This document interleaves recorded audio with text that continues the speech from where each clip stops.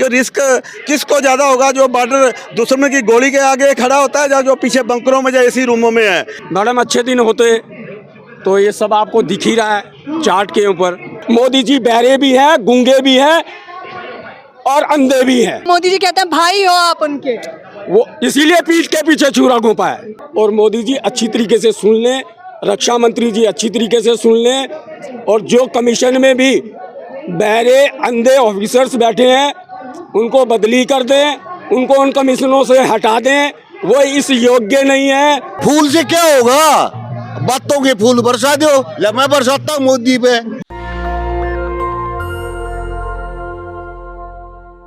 नमस्कार, मैं ज्योति आप सभी का नेशनल दस्तक पर स्वागत करती हूँ। किसानों के बाद जवान अब धरना देने पर मजबूर हो गए हैं। मैंने आपको पहले भी कवरेज दिखाई थी जब बड़ी संख्या में ये लोग यहाँ पर आए थे जंतर मंतर पर, लेकिन आपको बता देना चाहूँगी कि उस दिन के बाद से लगातार ये लोग यहीं पर आ रहे हैं और सिर्फ एक मांगे नहीं हैं, वहाँ से शुरू करिए और देखिए कि कितनी मांगे हैं। OROP, भ्रष्टाचार, MSP, सर्विस पेंशन, विधवा पेंशन, यहाँ पर तमाम मांगे हैं एक साथ, और इनके जो मुद्दे हैं वो बेहद जायज़ है। किसानों का मुद्दा, सरकार कहती है किसान और जवान को हम सम्मान देते हैं, लेकिन ये कैसा सम्मान है कि आए दिन ये लोग अपने हक की मांग के लिए भी ज़मीनी स्तर पर आ जाते हैं और धरना देने पर मजबूर हो जाते हैं। देखिए तमाम लोग इस वक्त मेरे साथ मौजूद हैं। बिना देर करे शुरुआत करना चाहूँगी, चलिए चलते हैं। तो आप बताइए यहाँ पर फिर से एकत्रित हुए हैं और कब तक और एकत्रित होते रहेंगे? हाँ जी, सबसे पहले तो मैं आपके चैनल का नेशनल दस्तक का धन्यवाद करता हूं कि आप हमारे को कंटिन्यू कवरेज कर रहे हैं। और हमारा जो 20 फरवरी का बहुत बड़ा एक धरना प्रदर्शन हुआ था उसमें भी आपने कवरेज किया है, और उसके बाद हमने एक कंटिन्यू धरना प्रदर्शन का जो निर्णय लिया, जो पूरे देश के साबका सैनिक जत्थेबंदियाँ JCO जवानों की आईं, उनके सलाह मशवरे से हमने कंटिन्यू किया कि उस दिन इतना बड़ा धरना प्रदर्शन लाखों के तादाद में दुनिया कहाँ से पूरे देश के कोने कोने से आई, फिर भी सरकार के कानों तक जूं नहीं रेंगी। उसके बाद हमने फैसला लिया कि इसको हम कंटिन्यू रखेंगे, संकेतक रखेंगे, और उसके बाद हम प्लानिंग करते रहेंगे जहाँ से जो देश के कोने कोने से जवान आएंगे। आज इस वक्त कहाँ से आए हैं आप लोग? आज हमारे साउथ साइड तो में आए हैं, हिमाचल से आए हैं, उत्तराखंड से आए हैं, तमिलनाडु, केरला। सभी लोग जवान हैं? सभी जवान हैं, सभी JCO जवान हैं। JCO जवान है। देखिए यहाँ पर ये जो लोग हमारे लिए खड़े रहते हैं, जिनकी बदौलत हम घरों में सुरक्षित हैं, वो लोग मजबूर हैं यहाँ पर। क्या क्या मांगे हैं आप लोगों की और क्यों एकत्रित हुए? मैडम, सबसे पहले तो हमारी मांग है कि जी ORP 1 हुई है ਉਹਦੇ ਵਿੱਚ भी साढ़े नाल डिस्क्रिमिनेशन हुई है, और बोर्ड लगे हुए हैं, चार्ट लगे हुए हैं। कैसे क्योंकि ORP एक्चुअली उनके लिए था कि जो 35-40 साल में घर आते, छोटी उम्र में आ जाते हैं, उनके बच्चे अभी LKG UKG में पढ़ते होते हैं, ना कि उनके लिए था जो 58-60 साल नौकरी करते हैं। लेकिन हमारे अधिकारियों ने एजिटेशन किया, हम उनके पीछे साथ दिया तनो मनो धनो, लेकिन उन्होंने हमारे का मिसयूज करके सरकारों के मिसगाइड करके खुद बेनिफिट लिए, जबकि उनको 58-60 साल वालों को ORP लागू ही नहीं है कुसियारी कमेटी के मुताबिक। उसके बाद 7वां पे कमीशन आया, 7वें पे कमीशन में भी हमारे साथ डिस्क्रिमिनेशन हुई। अधिकारियों ने, सर्विंग अधिकारियों ने, हमारे जनरलों ने हमारे साथ विश्वासघात किया, क्योंकि हमारे को उनके ऊपर बहुत विश्वास था। जैसे ही 7वां पे कमीशन का नोटिफिकेशन हुआ सर्विंग के लिए, जो रिटायर्ड थे उनका तो पहले हो गया 2.57 का, पाए अफसर था, जवान था, कोई भी सबके लिए बराबर था। अच्छा, शुरू से भेदभाव हुआ, आप लोग अवेयर नहीं थे इस बारे में? नहीं, अवेयर थे, लेकिन हमने विश्वास किया, अफसरों के ऊपर विश्वास किया, हमारे साथ विश्वासघात हो गया। अभी 7वें पे कमीशन में जो रिटायर्ड अफसर थे उनको, अफसर JCO जवान साहब को 2.57 का फार्मूला दे दिया, लेकिन अभी इन्होंने चिराकी से जो सर्विंग वाले थे अफसर, उनको 2.81 दिया। उनको पता था, हमारे उस टाइम अधिकारी जो एजिटेशन कर रहे थे, नहीं कोई बोलिया कि मेरे जवानों को भी 2.81 मिलना चाहिए, जबकि उनको पता था कि हम जब ORP रिवीजन होएगा जुलाई 19 में, हम भी उनके बराबर आ जाएंगे। इसी चक्कर में उन्होंने ORP 2 में भी हमारे को जोड़ा हुआ, हमारे साथ धोखा किया। हमारा ORP 2 में भी हमारा कोई पेंशन नहीं बढ़ा, specially JCO honorary lieutenant captain. आप लोग किसानों का भी मुद्दा उठा रहे हैं, एमएसपी का। ये एमएसपी किसानों का मुद्दा नहीं है, ये वो नहीं है, ये है मिलिट्री सर्विस पे रिस्क फैक्टर। बता देना चाहूंगी क्योंकि अगर जनता के मन में ये सवालात चल रहे हो तो क्लियर करना बहुत जरूरी है। ये मिलिट्री सर्विस पे रिस्क फैक्टर है कि जो डिफेंस वाले, defence force, army, navy, air force, इनका जो रिस्की लाइफ है, रिस्की सर्विस है, इसलिए सेंट्रल गवर्नमेंट से लग से इनको हमारे को एमएसपी दी गया। ये जो कंटेंट्स है यूरोप कंट्रियों से आया, यूरोप कंट्रियों में इक्वल एमएसपी है, और हमारा जब 2006 से लागू हुआ, अफसर को जो 6000 दिया गया, हमारे को 2000। अभी जब 6000 और आपको मात्र 2000। तो अभी जैसे 7वां पे कमीशन में हमारे को 6000 और अफसरों को 15,500। देखिए ये रिस्क बनता है ना कि कोई बेसिक पेंशन है या बेसिक पे है, ये रिस्क बनता है। अभी आप ही बताइए कि रिस्क किसको ज़्यादा होगा, जो बॉर्डर दुश्मन की गोली के आगे खड़ा होता है या जो पीछे बंकरों में या एसी रूमों में है, उनको रिस्क ज़्यादा। आप बताइए आपने। आप लोग सीना तान के बॉर्डर पर खड़े रहते हैं, तो बॉर्डर पे जो खड़ा रहता है तो उसको रिस्क भत्ता ज़्यादा मिलना चाहिए, तो जो पीछे है, जो बंकरों में है, पीछे है, उनको तो फिर कम मिलना चाहिए। लेकिन ये उल्टा कर दिया सरकार ने, उनको ज़्यादा और जिनको रिस्क है उनको।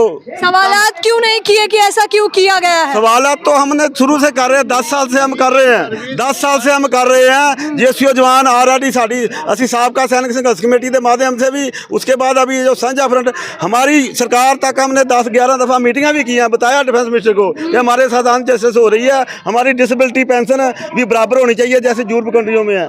लेकिन हमने मेमोरेंडम दिया, सरकार भी संख्या बल देखती है, क्योंकि उस टाइम संख्या बल अधिकारियों के पीछे ज़्यादा था, हमारे पीछे कम था, इसलिए अभी क्या संख्या बल हमारे पीछे है। अभी 20 फरवरी के आपने इतनी बार आवाज उठाई, सरकार ने क्या आश्वासन दिया है वो बताइए। आश्वासन तो दिया सरकार ने, आश्वासन तो सरकार देती है, जैसे हम मेमोरेंडम देते हैं कि आपके साथ।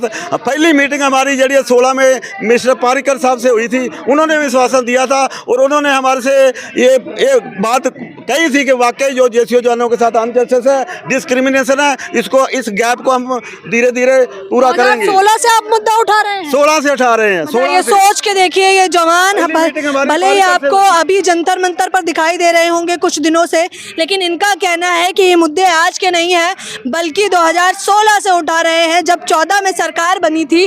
उसके बाद तो सरकार यही कह रही है कि सभी लोग खुश हैं, सभी के अच्छे दिन हैं। मैडम अच्छे दिन होते तो ये सब आपको दिख ही रहा है चार्ट के ऊपर। और सरकार को हम तो यही बताना चाहेंगे, ऑफिसर किसान नहीं होता, हम किसान सैनिक हैं, हम किसान भी हैं और सैनिक भी हैं। 1 साल का इंतज़ार नहीं होगा, 1 साल से पहले सरकार को डिसीजन लेना पड़ेगा। अच्छा, आपको लग रहा है किसानों वाला हाल होगा? हम किसान सैनिक हैं मैम, हम सैनिक के 33 साल 34 साल की उम्र में रिटायर्ड हो जाते हैं और हम किसानी ही करते हैं। हमको उस किसानी धरने से अनुभव है, और हमारा ये सैनिक धरना उतना लंबा धरना नहीं जाएगा। सरकार कान खोल के सुन लेगी। 26 जनवरी पे मोदी जी आपसे हाथ मिलाने आते हैं ना, आप लोगों से बड़े खुशी होती है, कहते हैं सम्मान दे। दिखावा करने के लिए आते हैं, वो दिखावा करने के लिए आते हैं, और वो दिखावा ही यहाँ पे दिख रहा है कि मोदी जी बहरे भी हैं, गूंगे भी हैं और अंधे भी हैं, जिसकी क्लियरिटी नजर आ रही है यहाँ पे, और जिसकी वजह से भाइयों बताते हैं, मोदी जी कहते हैं भाई हो आप उनके। वो इसीलिए पीठ के पीछे छुरा घोंपा है, इसीलिए पीठ के पीछे छुरा घोंपा है मोदी जी ने। तो ये भेदभाव, अब आप जागरूक हुए, अब लग रहा है, क्योंकि इन्होंने बताया कि 16 से आवाज उठा रहे हैं, अब लग रहा है कि सुनवाई होगी। बर्दाश्त की हद होती है, और उन्होंने इतनी हद कर दी है कि अब जो है हम सैनिक एक साथ इस मंच पर देश के कोने कोने से आ गए हैं, और मोदी जी अच्छी तरीके से सुन लें, रक्षा मंत्री जी अच्छी तरीके से सुन लें, और जो कमीशन में भी बहरे अंधे ऑफिसर्स बैठे हैं उनको बदली कर दें, उनको उन कमीशनों से हटा दें। वो इस योग्य नहीं है जो यहाँ पर नज़र आ रहा है डिफरेंस। इस डिफरेंस को देखने के बाद तो उनको इतनी समझ आती होगी, या फिर प्रजातंत्र से चुने हुए लोग भी उस लायक नहीं है कि उस सीट पे जाकर बैठे। जवानों पे आए दिन हम लोग देखते हैं फूल बरसाए जाते हैं, स्वागत किया जाता है, जिनसे उनकी रोटी चलती है, इस वजह से ऐसा करते हैं। हमारी वजह से उनकी रोटियां चलती है, युद्ध हम लड़ते हैं, बॉर्डरों को सुरक्षित हम रखते हैं। कह रहे हैं जो मोदी जी देशभक्ति अपना नहीं करता है उसको कुछ नहीं चाहिए होता है, उसका कोई मोह नहीं होता। मोदी जी कोई मोह है? हम तो 2 रोटी की बात कर रहे हैं। हमने तो ये नहीं मांगा कि हमें प्रधानमंत्री की सीट दे दो या उस धन का रखवाला बना दो। हम तो चौकीदार वोटरों के रहे हैं और मोदी जी घर के चौकीदार होके भी घर को लूटने में लगे हैं। उनके ग्रुप के साथ लूटा है हमें, जो दिख रहा है सरेआम लूटा गया है हमें। हम ऐसे चौकीदारों को और ऐसे लूटने वालों को अगली बार मौका नहीं देंगे। 24 में कुर्सी हिला देंगे आप उनकी? सैनिक हैं हाँ। और हिलेगी। वादा करके आए थे तो ये अनदेखी की है तो जाएंगे भी। अनदेखी की है आप लोगों की, इनकी बातों से सहमत हैं आप? इनकी बातों से बिल्कुल सहमत हैं। पिछले छठे पे कमीशन से इतना बड़ा अंतर डालना शुरू कर दिया है, तब से अभी 7 पे कमीशन में भी वही हाल। जवानों को अफसरों से बहुत नीचे रखा गया है। हम नहीं कहते कि अफसर की जो रैंक वाइज सर्विस पे है वो होगी ही होगी, लेकिन बच्चों में अंतर किस बात का? एक सैनिक बर्फ में काम कर रहा है, वहीं पर एक अफसर काम कर रहा है। अफसर एसी रूम में बैठा हुआ है, बत्ते उनके ज़्यादा हैं। जो बर्फ में या जंगलों में या रेगिस्तान में जो तप रहा है जवान, उनको बच्चों में कितना बड़ा अंतर सबको दिखाई दे रहा है। कितने साल सेवा करी है अपने देश की? 30 साल फौज में सेवा करके आया हूँ मैं। आपने? मैडम मैं डिसेबिलिटी पेंशन आया हूँ 8 साल 7 महीने 15 दिन में। मेरे को क्या मिल रहा होगा? वहीं पर इनको 9,000 मिल रहा होगा, वहाँ पर अगर अधिकारी का डिसेबिलिटी होगा इनके जैसा सेम, उनको जो है 2.5 लाख मिल रहा है। और क्या इनकी जड़ी लात है जो वो मिट्टी की है, वो अफसर की सोने की है?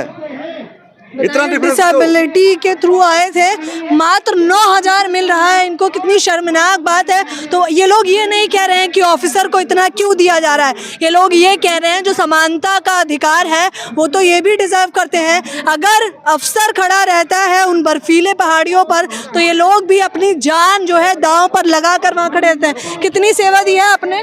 मैंने भी 30 साल दिया है सेवा। और 30 साल देने के बाद अब प्रदर्शन करना पड़ रहा है। प्रदर्शन हम अपने लिए नहीं कर रहे हैं, प्रदर्शन हम अपने जवानों के लिए कर रहे हैं, प्रदर्शन हम अपने वीर नारियों के लिए कर रहे हैं जिनके पति छोटी उम्र में शहीद हो गए, प्रदर्शन हम उन रिजर्विस्ट वालों के लिए कर रहे हैं जिन्होंने 3 लड़ाई लड़ी और उनकी ORP में ना 1 में पेंशन बढ़ी और ना 2 में बढ़ी। प्रदर्शन हम उन अपने साथियों के लिए कर रहे हैं जो प्री मेचर रिटायर आए हैं 17 साल नौकरी करके, जिसने मोदी जी ने बोला था मेरे जवान 70% प्री मेचर आ जाते हैं, उनको वही ORP दायरे में रखा जाएगा। लेकिन जुलाई 14 तो पहले वालों को तो रख लिया, लेकिन अभी जो ORP सेकंड हुई है उसमें हमारे 70% जड़े जवान जड़े अपनी घरेलू प्रॉब्लम की वजह से 17 साल के बाद पेंशन आ जाते हैं, उनको ORP से वांझा रखा गया है। बताइए मेहनत रंग लाएगी, भरोसा है? बिल्कुल भरोसा है, मेहनत रंग लाएगी। अगर उनके कान इतने बहरे और वो अंधे हैं तो हम उनको उनके कानों तक ये गूंज पहुंचा कर छोड़ेंगे। अभी तक तो कानों में जू तक नहीं रहेंगी है, गूंज तो छोड़ दीजिए। उनके कानों में जूं तक नहीं, गूंज भी जाएगी।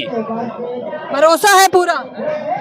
हमें अपने संगठनों पर भरोसा है। हम एक संगठन के नीचे पूरे देश के 28 राज्यों से यहाँ इकट्ठा हुए हैं और हम इस बात को बिल्कुल दावे के साथ कह सकते हैं कि उन्होंने इस बात को मानना पड़ेगा।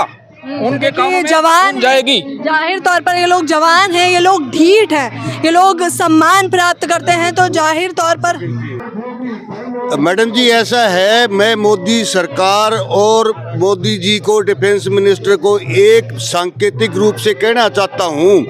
आज मोदी का इंटरनेशनली लिस्ट में कहाँ नाम है और इंडिया का क्या पोजीशन है, इंडिया कहाँ पहुँच गई। जो तुर्की में काम किया है भारतीय सेना के जवानों ने,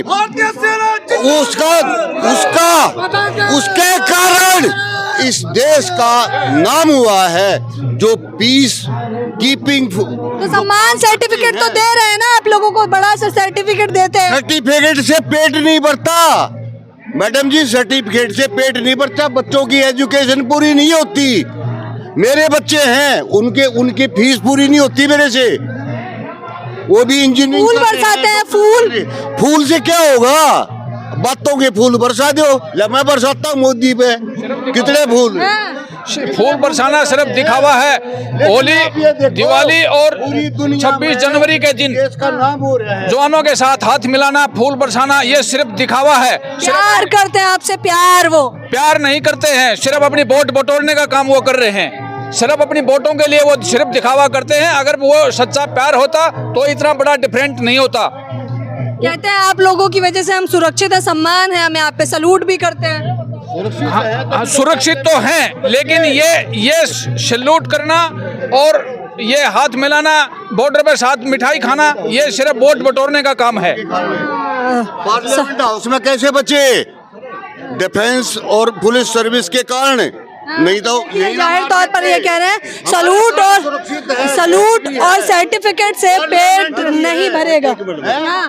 अच्छा, मैंने आपके चैनल के माध्यम से पूरे देशवासियों को, साबका सैनिकों को, जितने भी हमारे साथ संस्थावां ने जो नहीं भी जुड़ियाँ वो भी जुड़ियाँ ने, और अभी हमारा संकेतक धरना है। इस मंच से जो भी हम प्रोग्राम लिखेंगे वो फर्दर हमने पूरे देश में बता दिया जाएगा, लेकिन अभी फ़िलहाल हमारा संकेतक धरना कंटिन्यू चलेगा। इसके अलावा और कोई भी संस्थावां, चाहे वो अफसर हेड संस्थावां ने, जहाँ कहीं सरकारी एजेंसियों के प्रभाव के नीचे कोई भी प्रोग्राम दे रही ने, उन प्रोग्राम पर 12 मार्च का हो या 1 अप्रैल का हो, उसके साथ हमारा कोई ताल्लुकात नहीं है। हमारा साझा फ्रंट का जो भी जहाँ से प्रोग्राम लिखा जाएगा वही हम जड़ा वा पूरे देश के सबको सैनिकों को बताएंगे।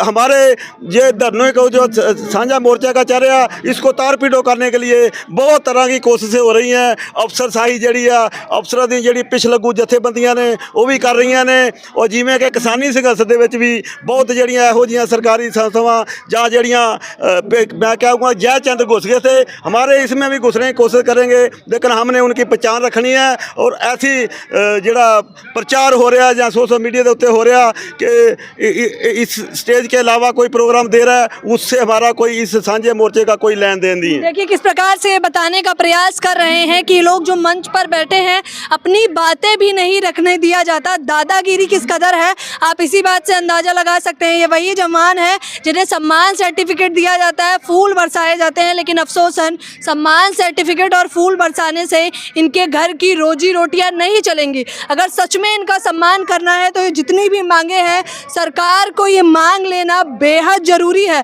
क्योंकि 24 आने वाले हैं। अब नहीं सुनेंगे तो कब सुनेंगे मोदी जी? इनकी मांगे बहुत ज़रूरी हैं। खैर, इस पूरी खबर के बारे में आपकी क्या राय है मुझे बताना बिल्कुल ना भूलें। कैमरा पर्सन तोहिद के साथ ज्योति, नेशनल दस्तक। नेशनल दस्तक की आपसे गुजारिश है कि अगर इसको बचाना चाहते हैं तो नेशनल दस्तक को सब्सक्राइब करने के लिए रेड कलर के सब्सक्राइब बटन को दबाएं, फिर बेल आइकन की घंटी दबाएं। नेशनल दस्तक को बचाने के लिए बहुत ज़रूरी है कि हर खबर को शेयर करें, लाइक करें, कमेंट जरूर करें।